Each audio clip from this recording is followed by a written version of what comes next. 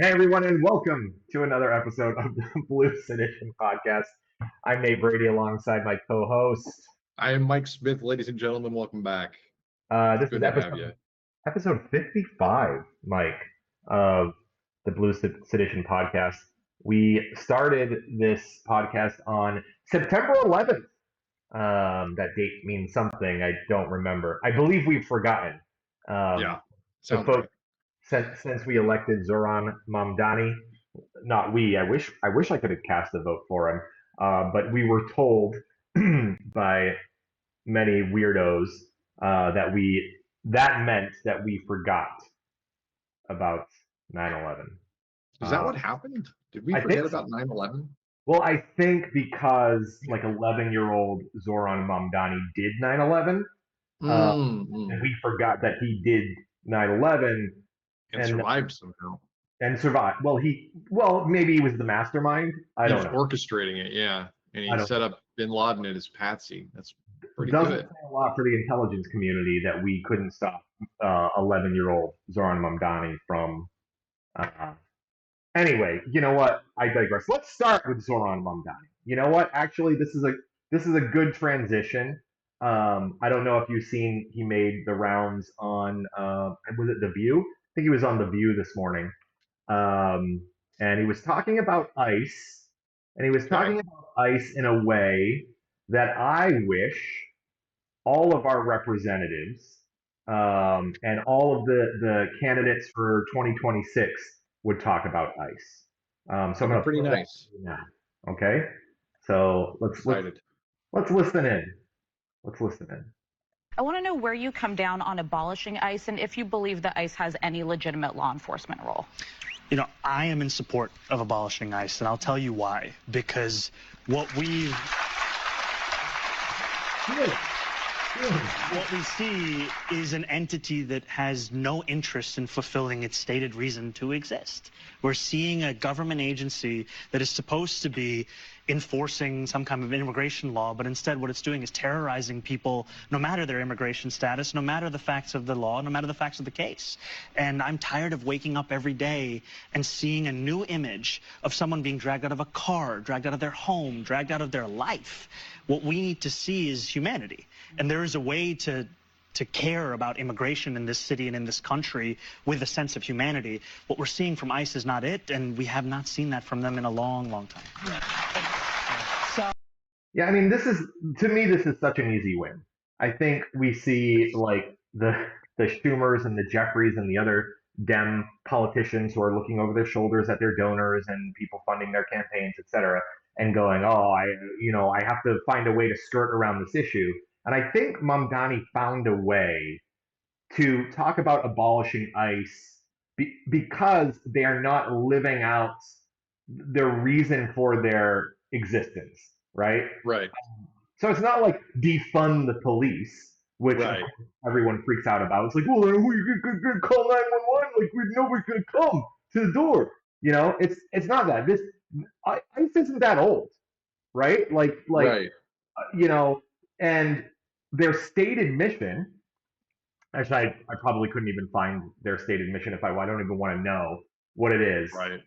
You know that Donald Trump and all of his supporters are saying, listen, we just wanted to go after the violent criminals, right?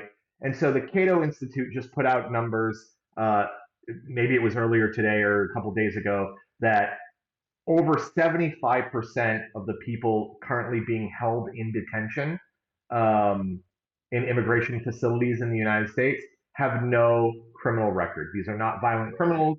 These aren't people that were disrupting the lives of American citizens. And obviously, as we know, because we've talked about the economics of this already in the past, these are people that were likely contributing to society in the United States in a meaningful way, making your groceries cheaper, paying towards social safety nets that they actually can't use, things like that. So these people are a net positive. And we're seeing ICE now. We just saw them kick in the door of a naturalized American citizen in Minnesota, drag him out in his underwear in 10-degree weather, no warrant, This, if this is what ICE is, then yeah, how can you? Of course, abolish ICE. This shouldn't be a hard thing for Dems. Yeah. And not for Dems.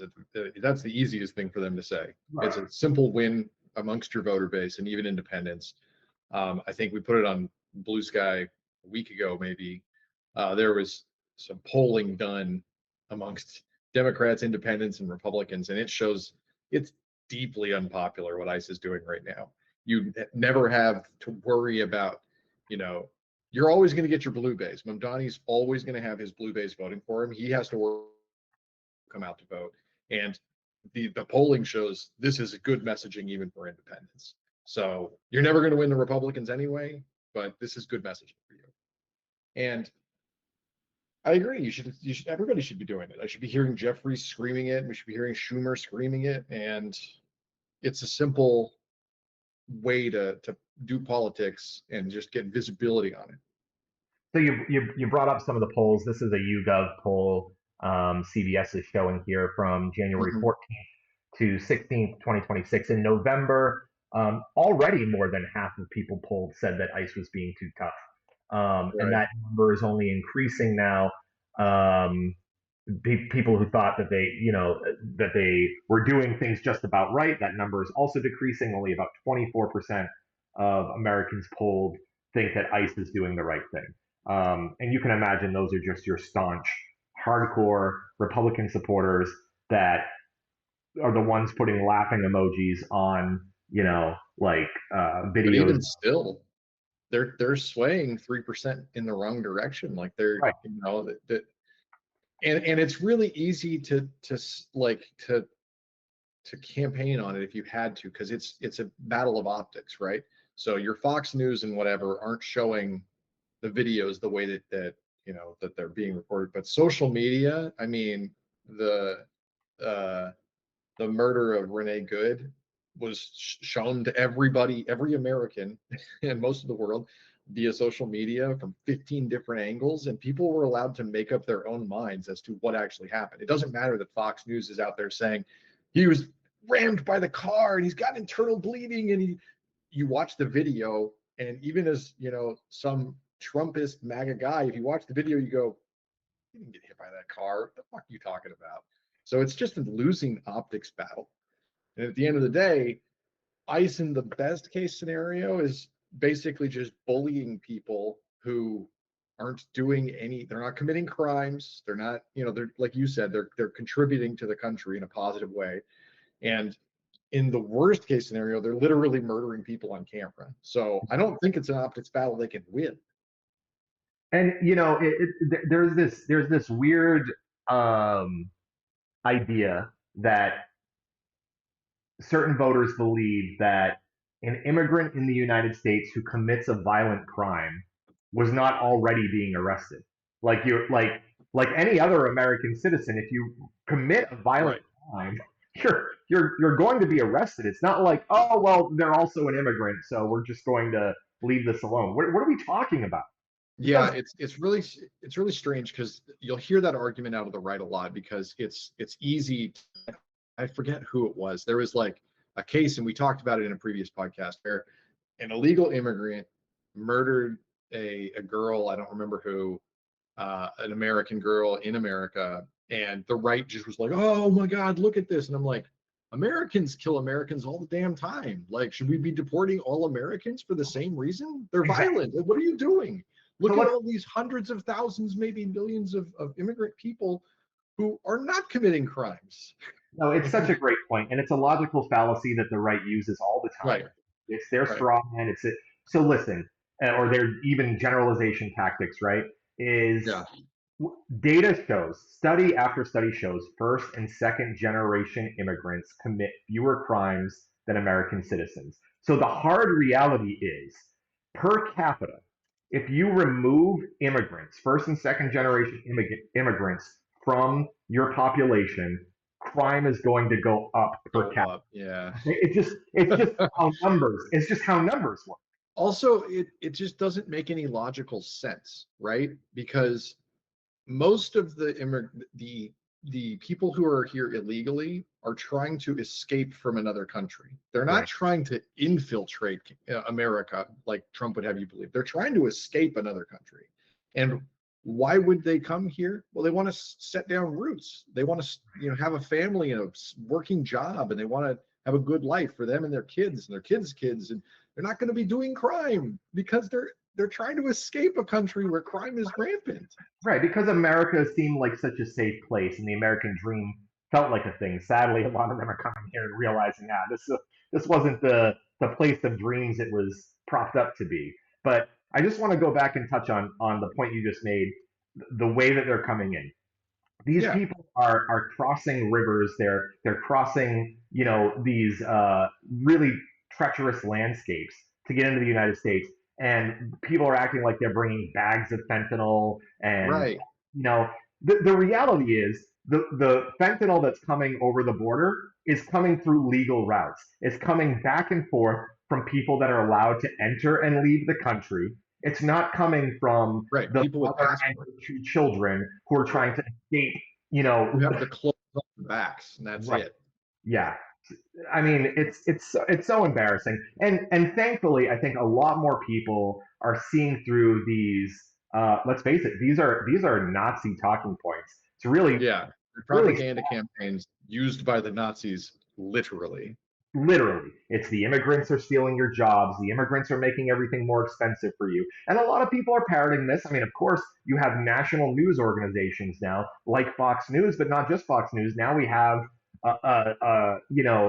networks that maybe you could say were left leaning for a long time, being run by people like Barry Weiss, who are pulling stories that the American people need to see to put more favor or be in the court of the president so they don't get sued or whatever, and they're sharing this what is Nazi propaganda, and it's just incredible. But I am so happy to see that more and more people are pushing back on this, and to see even with the national media kind of shoving these lies down your throat. We just showed those poll numbers for ICE, and they're going in the wrong direction for the Trump administration. So I think that's, and so to me, why? Go ahead. No, you have something to say. You say it. Well, and to me, Mike, help me understand this. Pretend for a moment you're a Dem strategist and you get paid to make sure that Democrats win elections, and you just saw Zohran Mamdani, who is doing his media tour right now, talking about abolishing ICE, and you saw him destroy Cuomo in both the primary and then the general as Cuomo ran for as an independent on things that are favorable for the American people or by the American people. What would you be telling people who are running for office right now, who are running for the midterms? Okay, who am I telling first and foremost? If I'm a strategist, I'm probably not talking to the types of people that would actually listen to this type of thing. If I'm talking to the Clintons and the, whoever, like the established, if I'm talking to those people, they don't care that the messaging that Mamdani uses and building up public trust and trying to build a coalition around that is what wins elections, because they don't want to win that election. They want to win the election where they keep making money for them and their donors, but they don't really care how they did it. I think moving forward, and I think we're just going to start seeing more and more of this as people get fed up with those types of candidates. We're going to see more Graham Plattners. We're going to see more Kat, and I'm sorry, I'm not going to pronounce her last name because I'm terrible at it. We're going to see more of these people. I'm going to learn her name. Don't you worry. When I go campaigning for her, I will learn her name. But we're going to see more of these just grassroots movements of like, this is my area and it's terrible and I want to fix it. And the Democrats and the Republicans aren't looking to fix it. Here's what I propose. And just going the Mamdani route of, these are local issues that we can address. Let's address them. Maybe you take it to a national stage. That's the messaging I would go for. I think this has been kind of a theme on the podcast the last few days, but I'm seeing it more and more rise up from even people who I thought were pretty hardcore liberals, is that it looks like incrementalism is dead. Okay, the idea that, we gotta say the right things and we gotta take it one step at a time and we get only these little wins and these strongly worded letters. No mas. Like this, nobody wants that anymore. Even people who in my feed used to be the Hillary Clinton supporters, the Nancy Pelosi and Chuck Schumer people, which are hard to believe those people exist, but they do. Those vote blue no matter who people are going, wait a minute. The politics of the past is what got us here today. And there certainly is no way that if we win in 2026 and 2028, that we can take only incremental steps. Here, if I'm going to go back and I'm going to answer your question for real now. If I'm a strategist and I'm working with these types of candidates that were the non-grassroots candidates, they're going to be doubling down on that. They're going to say, we can't go too far to the left because we're going to lose the middle. We're going to lose all these independents. And they're going to run on a campaign of fear in the same way that I think Cuomo ran on against Mamdani, where he was like, we can't lean too far left. It's going to get crazy. We're going to get crushed. And then, of course, he didn't. Mamdani crushed. I mean, embarrassingly, even. Embarrassingly. So while we're still on the subject of ICE, before we switch topics, I have to play this. Unfortunately, I don't think we've ever, maybe in 55 episodes, I'm not sure, we've had to have played one or two clips of the pedophile president. So I'm going to play a clip here of Donald Trump talking about Renee Good, the person who was murdered by an ICE agent in Minneapolis last week. I'm going to play a clip here of what he said about his parents, her parents. So here it is here. The reason is because these are insurrectionists that are doing this work. And, they're going to make mistakes sometimes. ICE is going to be too rough with somebody, or, they're dealing with rough people.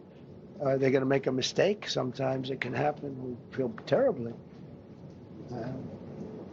I felt horribly when I was told that the young woman who was had the tragedy. It's a tragedy. It's a horrible thing. Everybody would say, ICE would say the same thing. But when I learned her parents and her father in particular I hope he still is, but I don't know, was a tremendous Trump fan. He was all for Trump, loved Trump. And, it's terrible. I was told that by a lot of people. They said, oh, he loves you. He was I hope he still feels that way. I don't know. It's hard. So okay. So the reason why I wanted to play this is because there's a couple of things to break down here. First of all, this man is psychotic. Okay. Yeah. I only felt horrible for the Renee Good situation once I found out that her father was a huge Trump guy. Okay. So that right there is just insane. But it's really telling what he said in the beginning, even for him, is that he said, ICE is going to go out there and they're going to make mistakes. I'm going to ignore the fact that he said because they're dealing with really rough people, because of course Renee Nicole Good was not a really tough person. Okay. That is the thing that could have been avoided. But he said they're going to make mistakes. Okay. So are we admitting here that what happened with Renee Nicole Good was a mistake?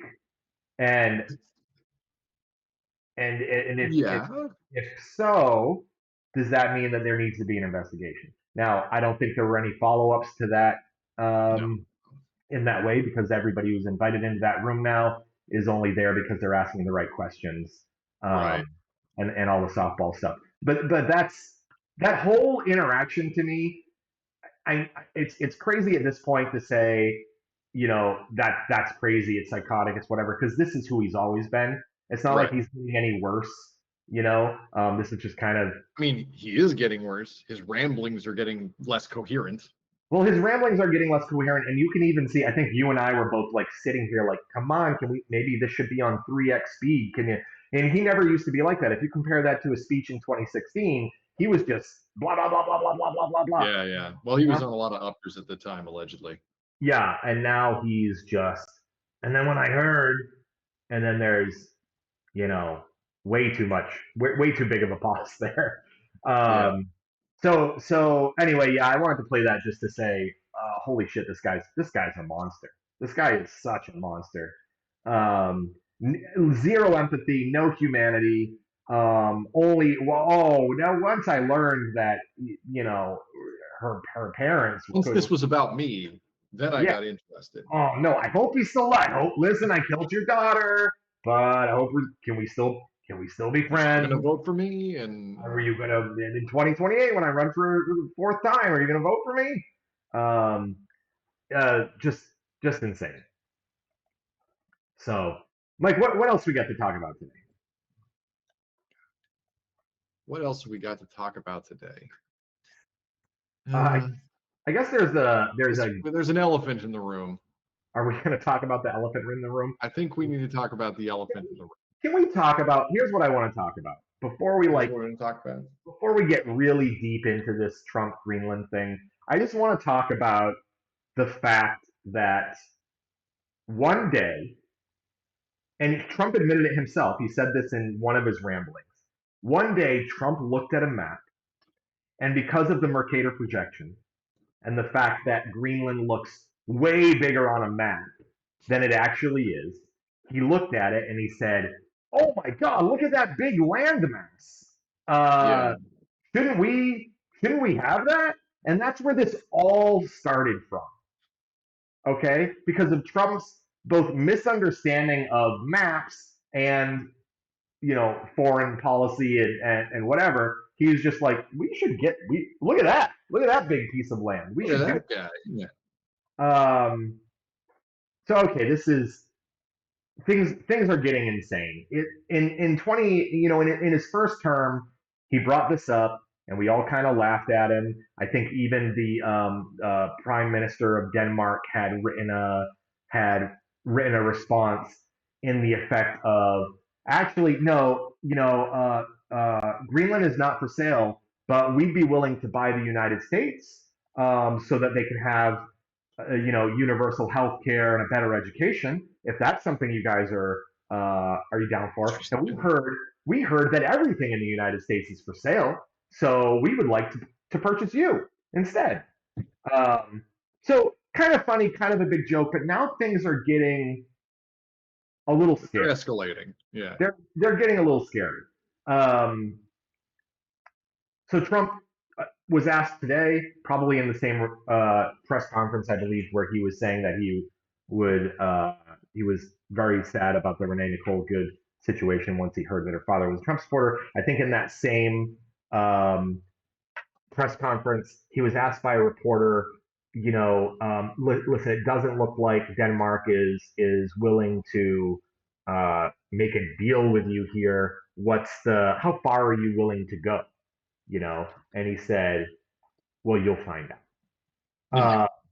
And a lot of people would say, "Well, that's just a bluff, right? Like that's just Trump bluffing." But I don't think it's a bluff, because in this term especially, he's not being held accountable at all, right, for any of the things that he's doing and saying. So like, look at Venezuela. I mean, literally nothing, no accountability, no reaction. Your Congress, nothing. Congress took a break. They were like, you know what, this isn't. They're out. It makes no sense. The legal standing on that they're leaning on is that we went into Venezuela to perform an act of policing and not an act of war. And I'm like, you invaded another country. What you call it kind of doesn't matter. Yeah, and it's like, either way. I mean, I heard people tell me like, oh, the DEA and whatever. I'm like, the DEA and our federal agencies have no jurisdiction in another country. So what are you even talking about? It doesn't make any. What are you saying right now? So things are escalating with Denmark to the point where Trump is now talking about more taxes on the American people in the form of tariffs to some of NATO's top, to some of our top allies. in the European Union if, I don't know, Denmark doesn't just hand over Greenland. What are your thoughts here? It's bizarre, and it's very. I mean, it's to the point where Trump's talking about or alluding to, pulling the United States out of NATO, and I'm like, that seems like a bad idea. Disrupting the global stability of a peace alliance and like anti-aggression alliance, and you have members of NATO now like literally deploying troops to Greenland in the idea of we need to protect against an American invasion. Yeah, I mean, Denmark just recently deployed. And it doesn't sound crazy because you're like, of course, he might just do it. Yeah. Old Coot might just do it. I mean, so to your point, yeah, Denmark just has deployed another 200 additional troops and senior army leadership to Greenland this week because they're really worried about this escalating standoff with the United States.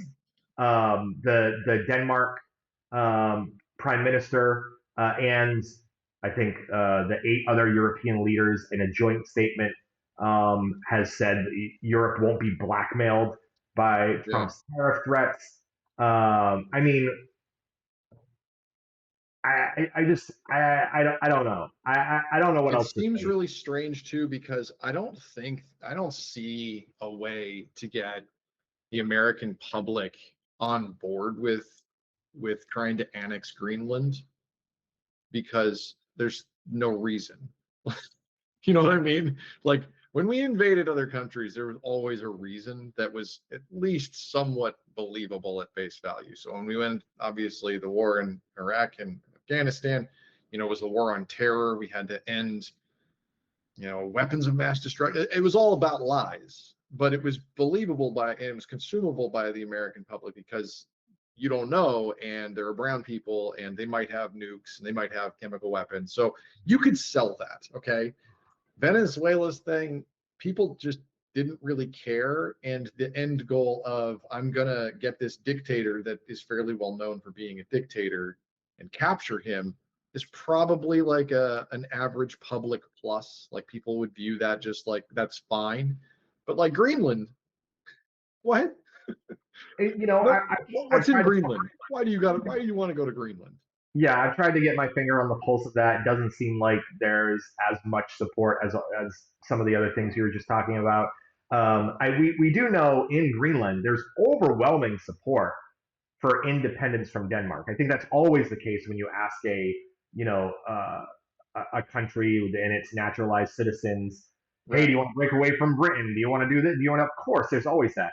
But a recent poll showed only 6% of those people in favor of independence from Denmark would support U.S. annexation. I mean, they're literally, it doesn't make any sense. Yeah. I mean, what benefit? Well, and I'm sure that they're looking at other countries that have become American, what are they called? Yeah. Well, not annexed, but like, our there's a word. Territories. They're not states. Territories, yeah. American territories. And they're like, man, Puerto Rico doesn't get much help when they have problems. That's not true. He'll throw paper towels into a crowd, But like Greenland still gets support from, their parent country as it is. It's just like, I'm not going to go with America. I've got healthcare and stuff. And like, I don't want that. Well, Puerto Rico and Guam and territories feel when they see all these, and not really even jokes of like, oh, Greenland will be the 51st state, and Canada and all that stuff, and they're just sitting there like, what? Yeah. Hi, we're here? No, we're not. We're literally here. And of course, I mean, favorability for that has dropped among those territories thanks to Trump, because the U.S. favorability across the globe has dropped significantly. Is it going really well, or? No, it's not going really well, as I bet you can imagine. And I think I forget who I saw it from. It was probably just on Justin's feed or somewhere else, where there was a Reddit post or something that was going viral where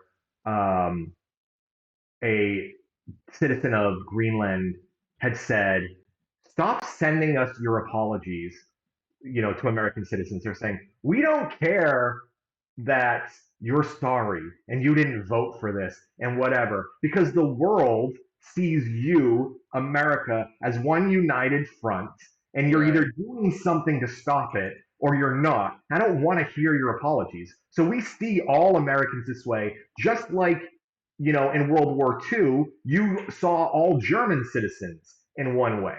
Okay. It wasn't like people were like, "Oh, I feel so bad for those Germans," Right.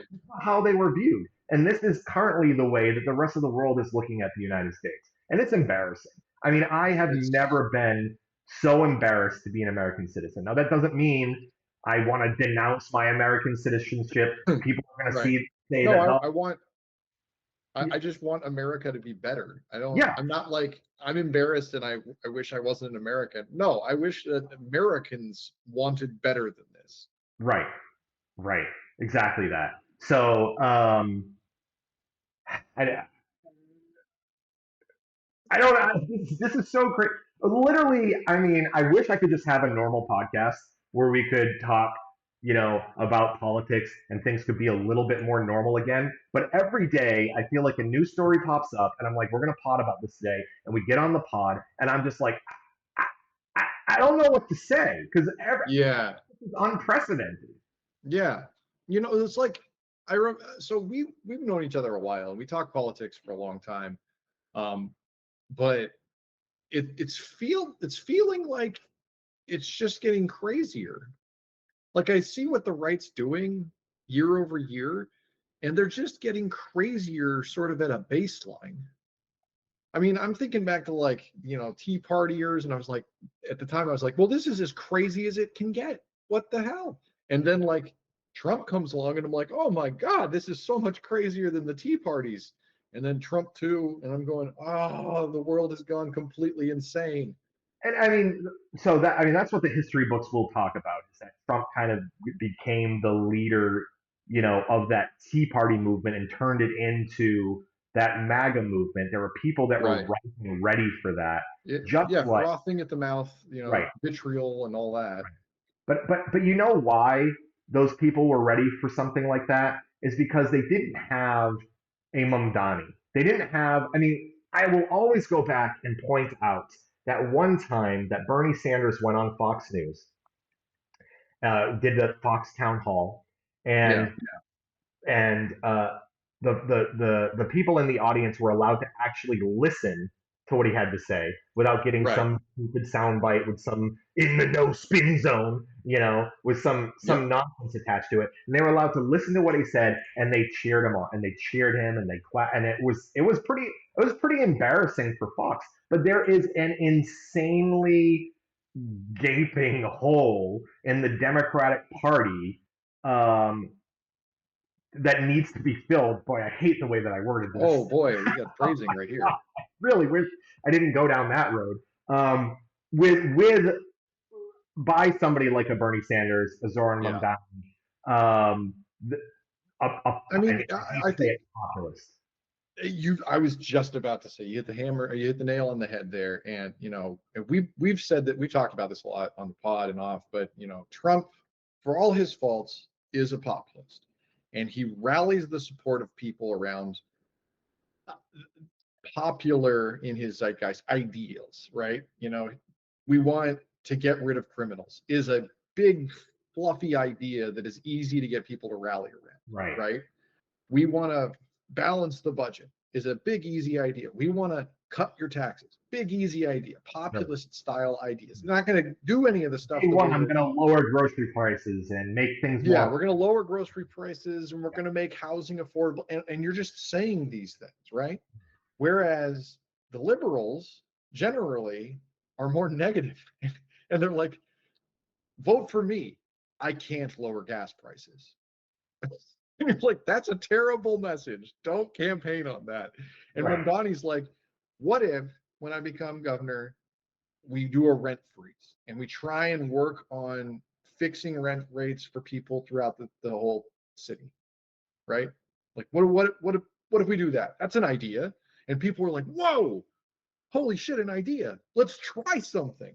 I think one of the other things that Mamdani has been doing so effectively, and again, if you watch his full interview on The View today, he did this again today, is he talks about government in the way that, uh, in a way that it should be working for the people, right? Yeah, And right. it's not about being afraid of the government or getting the government out of your lives, and which, remember, that's what the Republicans used to be about, is less government interference, states' rights, all of this. But the way that Mamdani frames it is, if there's any government involvement in your life, it should be to make your life better. And while I'm here, I'm going to do that. I'm going to, in every way that the government is already involved in your life, we're going to try and make it better. And he's really such an effective communicator in that regard. And I don't think anybody sees the United States federal government, I mean, the American population as a whole, they don't see it favorably, and they haven't for a long time. Right. Look, I don't think U.S. Congress numbers have been favorable over 50%. I don't know ever, Yeah. And there's a reason for that. It's because there is a need, there's a desperate need from the American people that the US government fulfill its purpose, which is to support the American people and be representatives for the American people, not be a entity that is there to just enrich itself and give itself more power, which is currently all it is. Right. No, that's a really good point. That sort of framing and messaging is going to just win over people because it's so obvious. Like, even when we have conversations with libertarians or Republicans, we speak to them and we talk about social services, we talk about the fire department, police departments, things like that. And they're sort of taken as a given as these are, on the whole, good social programs to have.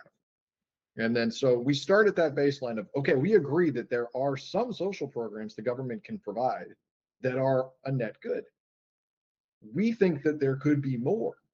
And that's Right. all we're saying. And I understand that you don't like the government meddling in your lives. I understand that you want less government, but it's because of the failings of government that I think you feel that way. If the government functioned smoothly and we had a nationalized healthcare system that worked for its citizens like other real countries, then you'd probably be fine with it. You'd say, yes, this is working for me. I like this. I don't like these other things, but maybe you like that. Yeah, I mean, you look at other countries, even in the UK, even the people on the opposite side of the aisle, even the people that are farther to the right, so long as they're not listening to the propaganda about taking down the NIH or whatever, a lot of those people are just happy with they look at what's going on in the United States and they go, I can't even imagine. Like, I'm sorry, you could go into debt for having children? I thought the United States and their current leadership and the Elon Musk talking heads are upset about the population declining birth rates. Declining birth rates, but you're telling me that your whole life will get turned upside down because you'll be tens of thousands of dollars in debt just from the pregnancy and birth, never mind the fact that there's no universal child care, education is falling apart, so now you're supposed to tell me that you want to do the same thing in the United Kingdom? Hard pass. And I just want to sweep that back to, the American court here, and say, like, a lot of the reasons that people, and I think it relates back to immigration, a lot of the reasons that normal people who otherwise aren't evil and just live in their lives may have an unfavorable view of the immigration situation is because of the institutions that have let us down. Imagine you're just minding your own business driving to work and an accident occurs and you are in a car accident with an illegal immigrant. They don't have insurance. They don't have anything. Well, okay, in California, we have no fault insurance coverages so that you must be covered car insurance. But if you get into an accident that's not your fault and the other person doesn't have insurance or they're not, whatever, your insurance will pay for it and your premiums can't go up. However, that doesn't apply to healthcare at all in our stupid country. No. So now you're injured in a way where you have to go to the hospital and you have to spend time in the hospital in a room on an IV with medications and things. You just landed the lottery for a negative $500,000 bill, because Right. that's the way the system works. Right. And it's designed that way. Now imagine that you're that person. You're not pissed off at the healthcare system because it's an intangible thing. You're pissed off at that immigrant who crashed into you. And I understand that. I don't empathize with it, but I understand feeling that way. But it's the systems in this country that are actually letting you down, not the people.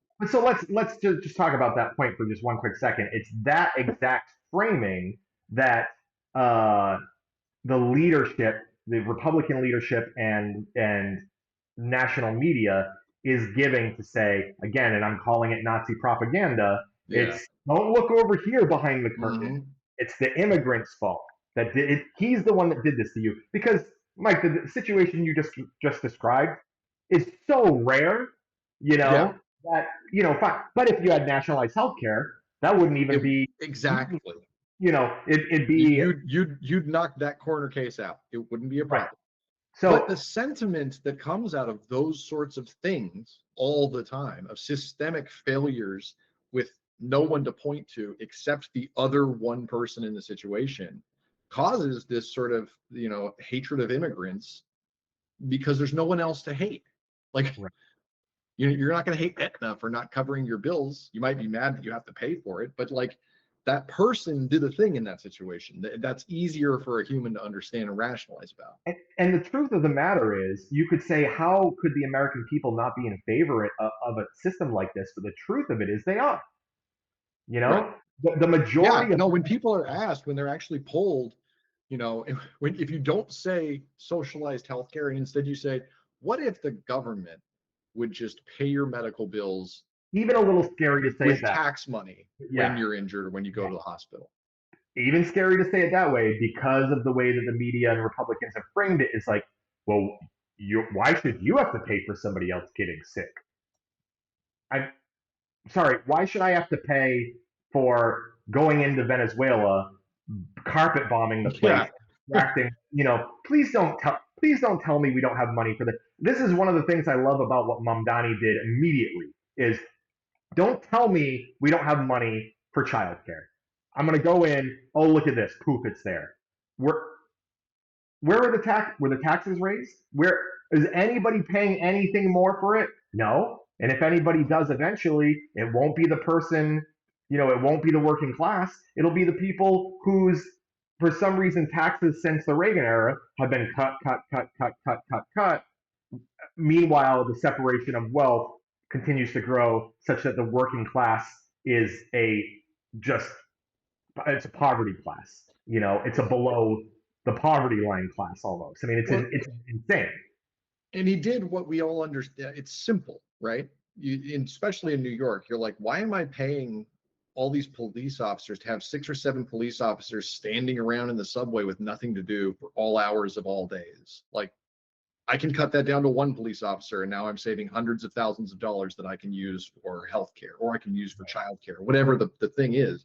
It's just a restructuring of the budget. It's so obvious to people who live there.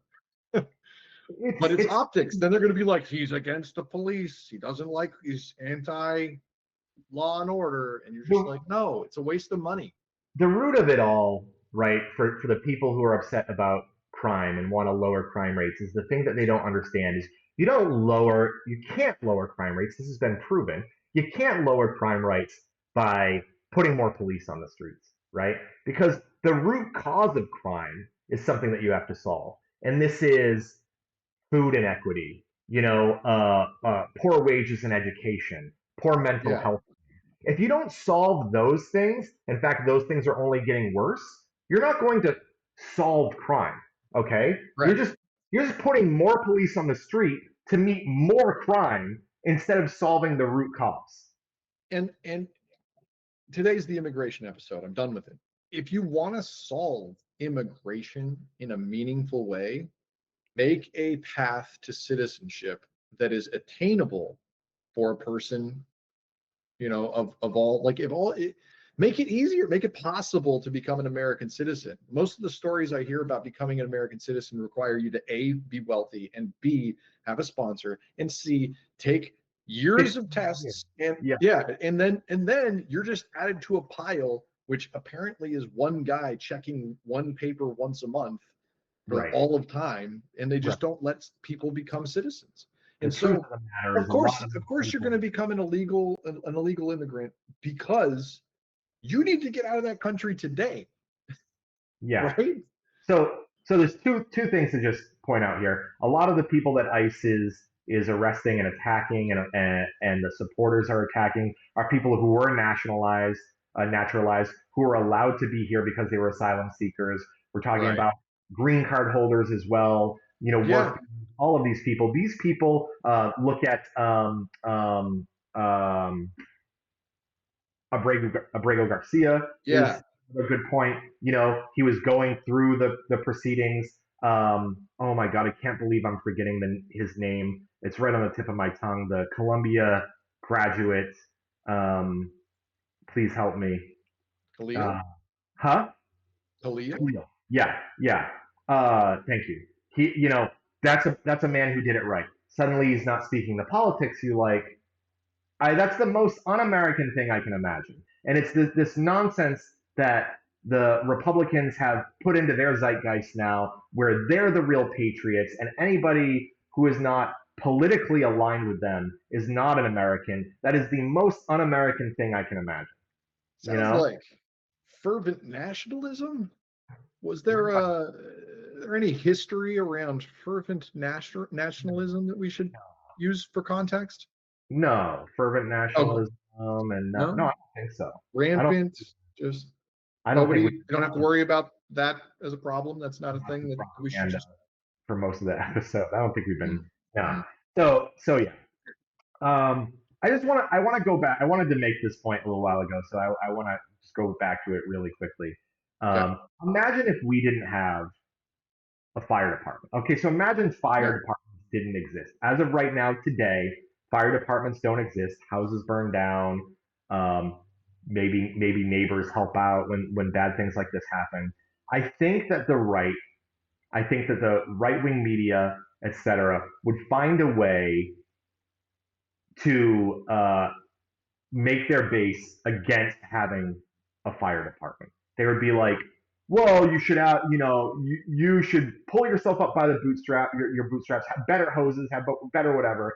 But because the fire department exists and it works, and generally fire is kind of seen in a way like law enforcement because they help out in a lot of those situations.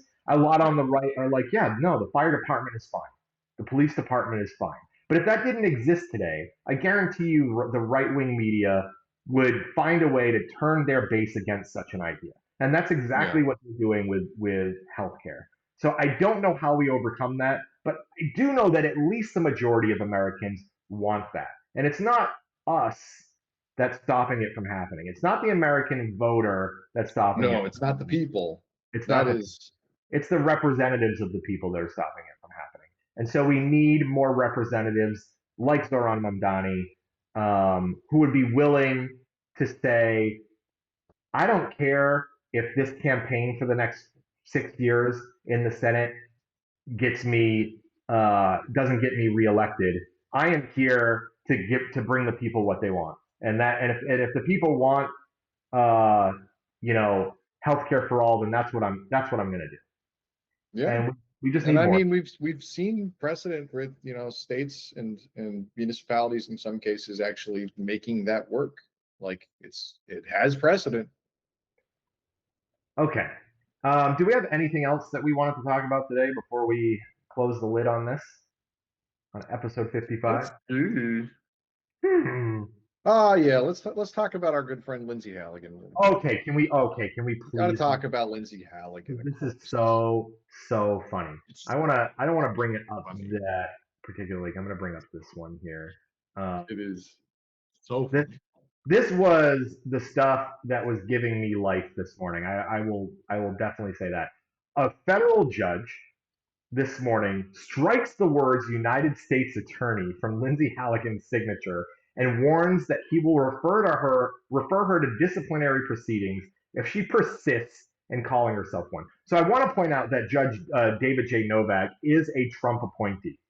Okay, he is a Trump appointed judge, and he's getting pretty sick of this shit. I mean, these people are making just a mockery out of.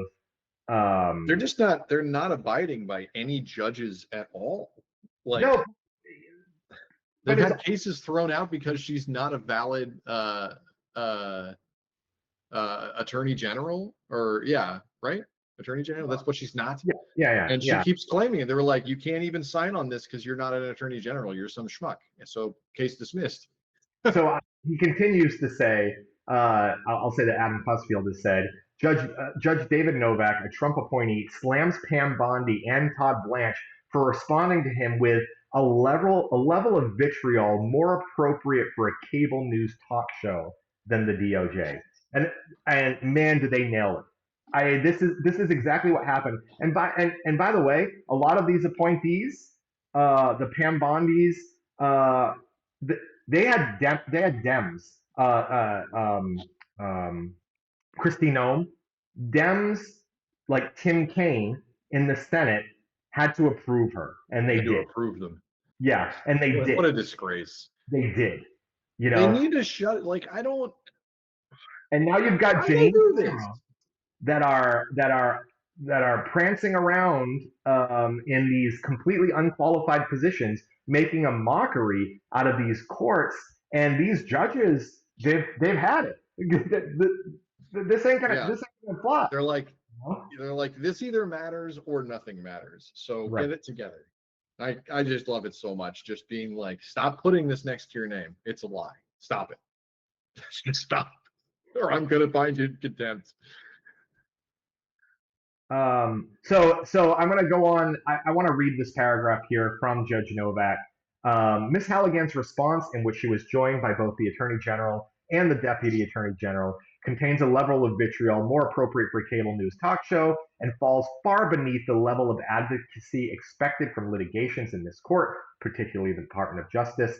The court will not engage in a similar tit for tat and will instead analyze the few points that Ms. Halligan offers to justify her continued identification of her position as United States Attorney before the court. Ultimately, the court concludes, for reasons that follow, that Ms. Halligan's continued identification of herself as the United States Attorney for this district ignores a binding court order and may not continue. Otherwise, Ms. Halligan and anyone who joins her on pleading containing the improper moniker subjects themselves to potential disciplinary action in this court pursuant to the court's local rules. So I would love to see that. I would love to see some accountability here. I'm not sure what this means and what will happen, but I very much enjoyed this morning. So I'd love to see more. It's just more of the same, right? Because it was the Letitia James suit that was thrown out because she had signed her name on and she wasn't appointed legally, and they dismissed it. They were like, "Well, you're not a lawyer, can't do this. You're not." Like, why? Well, you're not. I mean, this is all. Elite, whatever. Attorney. So, man, it's been it's fun to watch. I'm not down the judicial rabbit hole as a lot of the people that we follow. So some of this stuff comes up, and I'm like, I mean, it makes sense to me. I'm reading it, enjoying it, you know. Well, sure, but you don't know what happens next, right? Like, nobody knows what happens next. Right. But this is my drug. I live for the Legal Eagle episodes that cover this kind of thing because it's so amazing. It's my reality TV. No, I'm with you on that. I'm totally with you on that. So we wanted to share that because at least this morning for me it was like, oh, this is a fun thing to wake up to and read. Yeah. So okay. Anything else you want to cover? No, we did it. I think we did it. Another podcast success. Hey, listen, congratulations to us just for being here, you know, and just for continuing to read this stuff every single day, and just congratulations to all of you out there who just manage to exist and get up in the morning when we are every day seems like something unprecedented happens and it's Yeah. mind blowing happens, and it's just um, I just remember 8 or 9 years ago, Barack Obama's, I mean, I guess it was a lot longer than that now. Barack Obama's tan suit was what covered the news cycle for a week, and now we have a, 2 minute news cycle where like the most insane thing that has ever happened 2 minutes ago, and the most insane thing that ever happened will happen again in 2 minutes. And that's just where we are right now. So Yeah. And I mean, that's just to go one more. That's their strategy, is to flood the zone. We know that the strategy is be crazy and do all of these things so that no news cycle is dominated by the one thing, except the Epstein files, which is. I was going to say, I mean, we should probably end the show on, hey, release the Epstein files. Release the Epstein files. I You're mean, legally required to do that.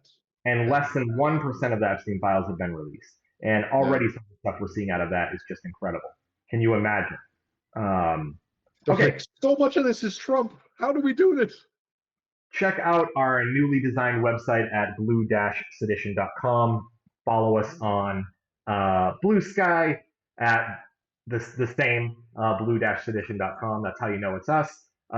Click like and subscribe. It really helps us out on this podcast, helps us reach more people, gives us the will to live. So if you don't do it for any other reason than that, we'd really appreciate it. And until next time, I'm Nate Brady. I'm Mike Smith. See you, everyone.